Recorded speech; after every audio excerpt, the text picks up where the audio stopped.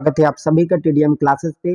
साथियों, हम प्रधानमंत्री वाले टॉपिक पर चर्चा किए थे, जिसको हमने विस्तार से भली भांति अच्छी तरह से समझा है और उम्मीद करता हूं कि प्रधानमंत्री से संबंधित जो भी फैक्ट हमने पढ़ा है, उनसे संबंधित अगर प्रश्न आप लोगों को परीक्षा में देखने को मिलता है, तो उन सभी प्रश्नों को आप अच्छे से टैकल कर पाएंगे। क्लियर है? तो चलिए हम प्रधानमंत्री से संबंधित वो महत्वपूर्ण प्रश्न जो कि परीक्षा की दृष्टि से बहुत महत्वपूर्ण हो सकते हैं, उन सभी प्रश्नों पर विस्तार से चर्चा करेंगे और समझने का प्रयास करेंगे। चलिए शुरुआत करते हैं। इससे पहले आप सभी को पता है कि हमारे यूट्यूब चैनल टीडीएम क्लासेस पे संविधान की यात्रा सीरीज के तहत संविधान से जुड़े महत्वपूर्ण टॉपिक पर क्या कराया जा रहा है, तैयारी कराया जा रहा है और आपको पॉलिटी से संबंधित वो सारे फैक्ट, वो सारे महत्वपूर्ण टॉपिक जो कि एग्जाम प्रतियोगी परीक्षाओं की दृष्टि से महत्वपूर्ण हो सकते हैं, उन सभी टॉपिक पर एक एक करके अध्ययन कराया जा रहा है। तो अगर आप इस चैनल पर नए हैं तो चैनल को सबसे पहले सब्सक्राइब कर दीजिए। अगर चैनल पर नए हैं तो चैनल को सब्सक्राइब कीजिए और बेल आइकन को दबाना ना भूलें, जिससे कि इस तरह के नए नए वीडियो की नोटिफिकेशन आप तक पहुंचते रहें और आपको एक तैयारी में बहुत ही ज़्यादा हेल्पफुल हो सकता है। क्लियर है? तो साथियों, आज हम चर्चा करेंगे पॉलिटी यानी कि भारतीय संविधान एवं राज्य व्यवस्था से संबंधित एक टॉपिक है। कौन सा टॉपिक है? आप सभी जानते हैं कि प्रधानमंत्री से संबंधित वो सबसे पहले महत्वपूर्ण प्रश्नोत्तरी श्रृंखला को चर्चा करेंगे और विस्तार से समझने का प्रयास करेंगे। चलिए शुरुआत करते हैं। पहला प्रश्न आप लोगों के सामने है। पहला प्रश्न आप लोगों के सामने है। सबसे पहले किसी भी सब्जेक्ट के प्रश्नों को हल करने का सबसे पहला तरीका होता है कि आपको प्रश्नों को सबसे पहले अच्छी तरह से पढ़ना होता है। चलिए प्रश्नों को हम गहनता से पढ़ते हैं, उसके बाद उसका आंसर देने का प्रयास करेंगे। चलिए पहला प्रश्न है, भारत के राष्ट्रपति को उसके समस्त कार्यों में सहायता तथा सलाह प्रदान करने के लिए एक मंत्री परिषद होगी, जिसका मुखिया कौन होगा? जिसका मुखिया होगा प्रधानमंत्री। संबंधित प्रावधान किसका उल्लेख कहाँ किया गया है? यानी कि पूछा क्या जा रहा है, संविधान के कौन से अनुच्छेद में मतलब राष्ट्रपति को समस्त कार्यों में सहायता व सलाह देने के लिए सबसे पहले राष्ट्रपति को समस्त कार्यों मंत्री परिषद से संबंधित प्रावधान, मंत्री परिषद, आप लोग भी कमेंट बॉक्स में आंसर कीजिए। मंत्री परिषद से संबंधित प्रावधान हमको भारतीय संविधान का अनुच्छेद 74 में देखने को मिलता है। इसमें यह लिखा हुआ है कि राष्ट्रपति को उनके कार्यों में, यानी कि किसको? प्रेसिडेंट को उनके कार्यों में सहायता व सलाह देने के लिए क्या होगा? सलाह देने के लिए एक मंत्री परिषद का गठन होगा और जिसका मुखिया जो है कौन होंगे? प्रधानमंत्री होंगे। इससे संबंधित प्रावधान हमको अनुच्छेद नंबर 74 में देखने को मिलता है। यानी कि प्रथम क्वेश्चन का आंसर जो है option number A is the correct answer. यानी कि कौन सा होगा? अनुच्छेद नंबर 54 में इस सारे प्रावधान हमको देखने को मिलता है। तो इसका आंसर कौन सा होगा? अनुच्छेद 74 आर्टिकल नंबर 74। क्लियर है? चलिए अगले प्रश्नों की ओर आगे बढ़ते हैं। दूसरा प्रश्न आप लोगों के सामने है, भारत के प्रधानमंत्री की योग्यता का उल्लेख। सबसे पहले यहाँ क्या पूछा जा रहा है? भारत के प्रधानमंत्री की योग्यता से संबंधित उल्लेख। सबसे पहले मैं आप लोगों को योग्यता से संबंधित प्रावधान, देखो योग्यता से संबंधित प्रावधान भारतीय संविधान में योग्यता किन के बारे में दिया गया? मंत्रियों से संबंधित योग्यता दिया गया। क्लियर है? और इसमें लिखा हुआ है कि सबसे पहले क्या होना चाहिए? भारत का नागरिक होना चाहिए। दूसरा, आयु कितना होनी चाहिए? 25 वर्ष जो है न्यूनतम इसकी आयु होनी चाहिए। क्लियर है? और कहीं पर भी प्रधानमंत्री की योग्यता से संबंधित प्रावधान संविधान में देखने को नहीं मिलता है। क्या बोल रहा हूं मैं? प्रधानमंत्री की योग्यता से संबंधित प्रावधान संविधान में कहीं पर भी देखने को नहीं मिलता। यानी कि प्रधानमंत्री की योग्यता का उल्लेख भारतीय संविधान में नहीं है, क्योंकि प्रधानमंत्री भी एक मंत्री होते हैं, इसलिए मंत्री के रूप में उसकी योग्यता का उल्लेख देखने को मिलता है, ना कि प्रधानमंत्री के रूप में। इसलिए हमारा ऑप्शन जो है ना कि अनुच्छेद 74 होगा, ना ही अनुच्छेद 75 और ना ही 77। इसका आंसर होगा ऑप्शन नंबर डी, क्योंकि भारतीय संविधान में प्रधानमंत्री पद से संबंधित कोई भी योग्यता का उल्लेख संविधान में देखने को नहीं मिलता। Option number D is the correct answer. चलिए अगले प्रश्न की ओर आगे बढ़ते हैं। अगला प्रश्न आप लोगों के सामने है। अगला प्रश्न, राष्ट्रपति प्रधानमंत्री को शपथ दिलाते हैं, शब्दावली का उल्लेख संविधान में किया गया है। सबसे पहले देखिए, राष्ट्रपति प्रधानमंत्री को शपथ दिलाते हैं। आप सभी जानते हैं कि जो भारत के जो राष्ट्रपति होते हैं वो किसको शपथ दिलाते हैं? प्रधानमंत्री को शपथ दिलाते हैं। क्लियर है? यानी कि राष्ट्रपति जो है किसको शपथ दिलाते हैं? प्रधानमंत्री को शपथ दिलाते हैं। क्लियर है? लेकिन संविधान में प्रधानमंत्री की शपथ से संबंधित प्रावधान कहीं पर भी देखने को नहीं मिलता। क्यों देखने को नहीं मिलता? क्योंकि वो जो है प्रधानमंत्री को शपथ दिलाते हैं, ऐसा संविधान में उल्लेख देखने को नहीं मिलता, बल्कि एक मंत्री के रूप में जो है मंत्रियों को जो है शपथ कौन दिलाते हैं, राष्ट्रपति दिलाते हैं। तो ये कंटेंट हमारा क्या हो जाता है, पहला जो है क्या हो जाता है, गलत हो जाता है। ठीक है, पहला हमारा गलत हो जाए। दूसरा लिखा हुआ है प्रधानमंत्री मंत्री के रूप में पद व गोपनीयता की शपथ लेते हैं। बहुत अच्छी चीज लिखा हुआ है, जो किसके रूप में लगते हैं, पद और गोपनीयता के रूप में अपनी शपथ लेते हैं। यानी कि पहला कंटेंट तो गलत हो रहा है और दूसरा कंटेंट हमारा क्या हो रहा है, सही हो रहा है। यानी कि दूसरा ऑप्शन केवल 2 क्या है, सही है। क्लियर है, तो option number B is the correct answer. चलिए अगले प्रश्न, चौथे प्रश्न की ओर आगे बढ़ते हैं। चौथा प्रश्न आप लोगों की स्क्रीन में है, निम्नलिखित में से किसको किसी भी व्यक्ति को मंत्री बनाने का अधिकार प्राप्त है। सबसे पहले अगर मैं मंत्री बनाने के अधिकार संबंधी प्रावधान की अगर मैं बात करूं, तो मंत्री बनाने के अधिकार संबंधी प्रावधान, क्या बोल रहा हूं मैं, मंत्री बनाने के अधिकार संबंधी प्रावधान। सबसे पहले इस प्रश्न को, इसको देख लीजिए, मंत्री बनाने का अधिकार संबंधी प्रावधान।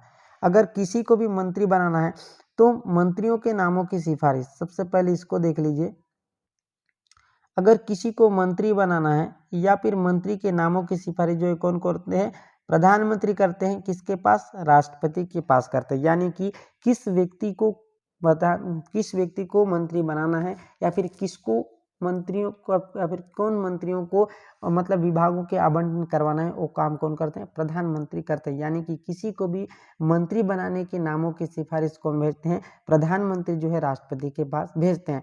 कहने का मतलब ये हुआ कि प्रधानमंत्री जिसको चाहे वह मंत्री के रूप में नामों की सिफारिश राष्ट्रपति के पास भेज सकते हैं। क्लियर है, तो इसका आंसर क्या हो जाएगा, प्रधानमंत्री हो जाएगा। क्लियर है, तो option number C is the correct answer. चलिए पांचवें प्रश्न की ओर आगे बढ़ते हैं। पांचवा प्रश्न आप लोगों के सामने है और बहुत ही सरल है। भारत के केंद्रीय मंत्रिमंडल में नियुक्तियों, मंत्रियों की नियुक्तियों से संबंधित प्रावधान किसके द्वारा की जाती है।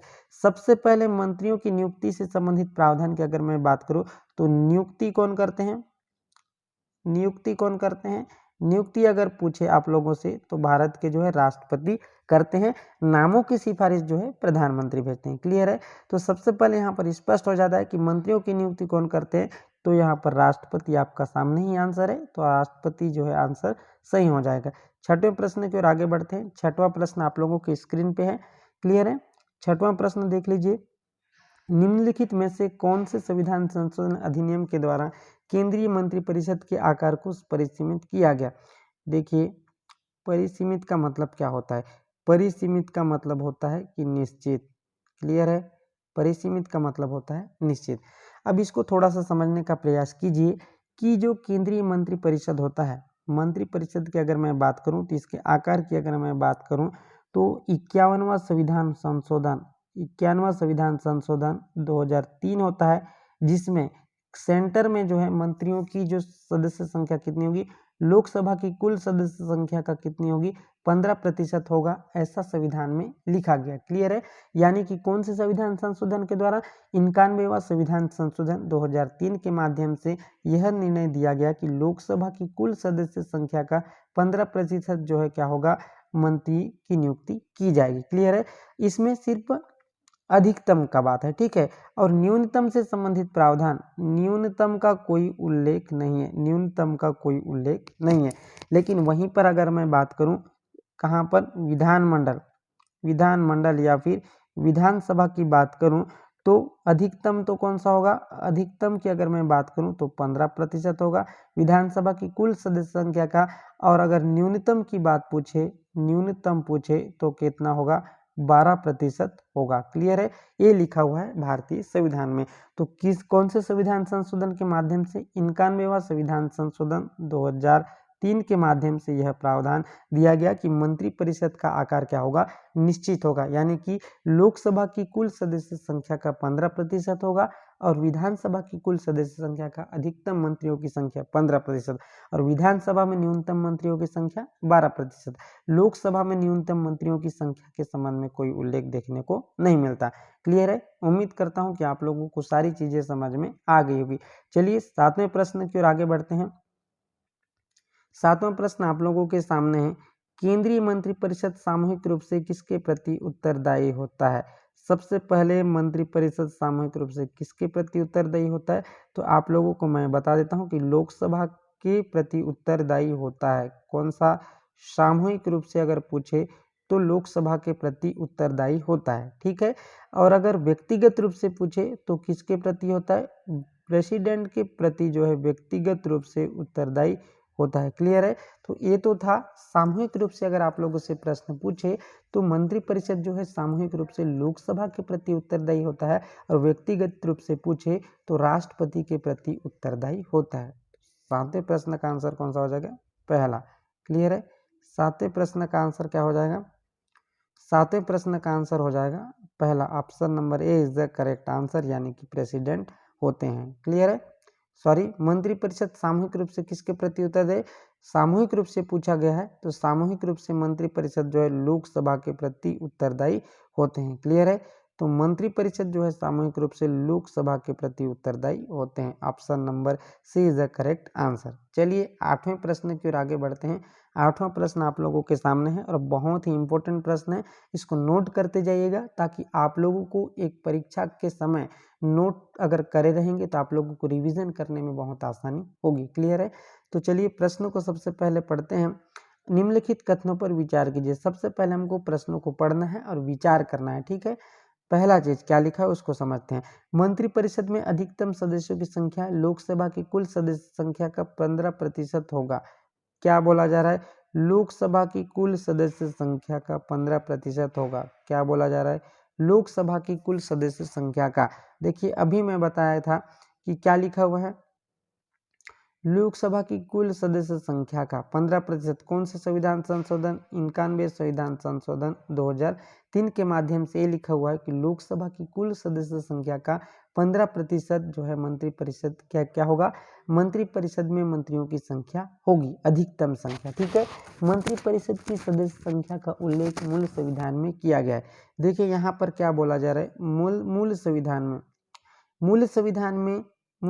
में किया गया है बोला, तो मूल संविधान में नहीं किया गया है। क्यों नहीं किया है? मूल संविधान में इसलिए नहीं किया गया है क्योंकि 91वां संविधान संशोधन 2003 के माध्यम से भारतीय संविधान में जोड़ा गया और इसमें यह प्रावधान रखा गया कि लोकसभा की कुल सदस्य संख्या का अधिकतम मंत्रियों की संख्या कितनी होगी? 15% होगी, और न्यूनतम मंत्रियों की सदस्य संख्या का उल्लेख केंद्र लेवल में देखने को नहीं मिलता।